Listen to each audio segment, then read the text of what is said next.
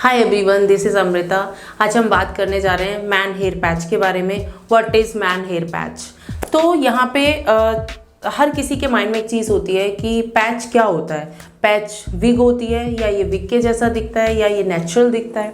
तो जस्ट मैं वही चीज़ आपको बताना चाहती हूँ कि जो पैच होता है वो आपके स्कैल्प के मेजरमेंट के अकॉर्डिंग कस्टमाइज भी होता है, रेडी मटेरियल भी होता है और इसको आपकी स्कैल्प के मेज़रमेंट के अकॉर्डिंग हम मेज़रमेंट लेने के बाद आपकी स्कैल्प पे इसको फिक्स करते हैं और ये बहुत सेफ़ होता है। पैच का इस तरह से बेस आएगा, इसके ऊपर हेयर स्टिच किए हुए होते हैं जो बहुत ही नेचुरल दिखता है, एकदम स्कैल्प जैसी लुक आती है और ये ह्यूमन हेयर्स होते हैं। आफ्टर मेजरमेंट हम इसको लगाया जाता है, टेप के साथ भी लगा सकते हो, क्लिप के साथ भी एंड ग्लू के साथ भी।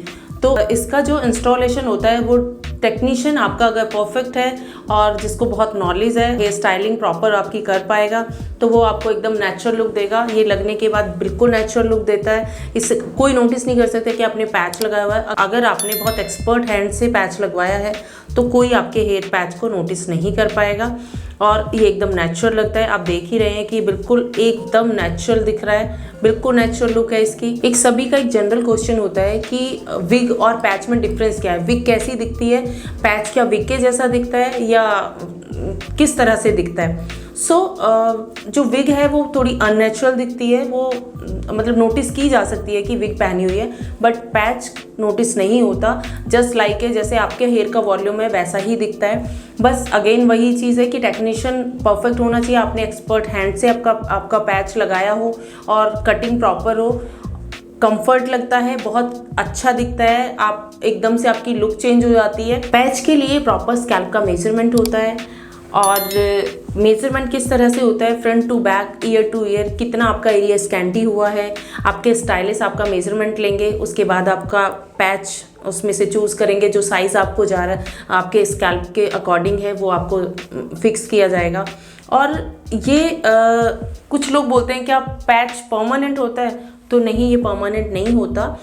इसका 20-30 डेज़ में आपको सर्विसिंग करानी होती है। वो डिपेंड करता है वेदर पे, डिपेंड करता है आपकी स्कैल्प कितनी ऑयली है, आपको कितनी स्वेटिंग होती है। इसका कोई भी क्राइटेरिया नहीं है कि इतने दिन बाद ही आपको सर्विस के लिए आना है। डिपेंड करेगा आपका वर्क कैसा है, आप कितना एसी में रहते हैं, कितना आपको स्वेटिंग होती है, कितना आप 4 व्हीलर चलाते हैं या 2 व्हीलर चलाते हैं। अकॉर्डिंग टू योर वर्क उसी के अकॉर्डिंग आपका पैच स्टे करता है। फिर आप लोगों के क्वेश्चंस होते हैं, मोस्टली सभी क्वेश्चन करते हैं क्या ये ह्यूमन हेयर्स होते हैं।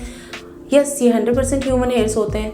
एंड सेकेंड चीज़ क्वेश्चन आता है कि क्या हम इसको वॉश कर सकते हैं। डेफिनेटली आप इसको वॉश कर सकते हो, जैसे आप अपने हेयर को पहले वॉश करते थे या जो बचे हुए आपके हेयर हैं उनको जैसे वॉश करते हो, बिल्कुल वैसे ही shampoo, conditioner, towel dry, but direct एकदम से ड्राई नहीं लगाते हैं, वो अपने हेयर को भी कभी नहीं लगाना चाहिए।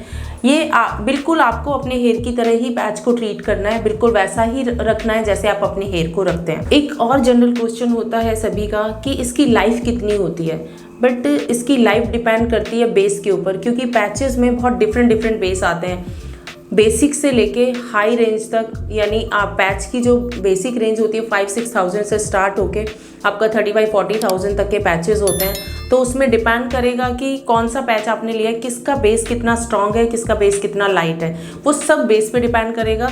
तो ये बोलना बहुत मुश्किल है कि पैच की लाइफ कितनी होती है। आप कौन सा पैच बाय कर रहे हैं उसके अकॉर्डिंग उसकी लाइफ आपको बताई जाती है। वो जब आप हमारे स्टूडियो में आएंगे या किसी और स्टूडियो में, जहाँ भी आप जाते हैं, कंसल्टेंसी के बाद ही आपको पता चलेगा कि आपको आपके पैच की लाइफ, जो पैच आपने बाय किया है उसकी लाइफ कितनी है। This is all for man hair patch.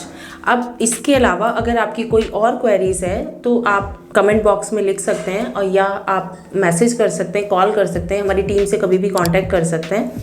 Thank you.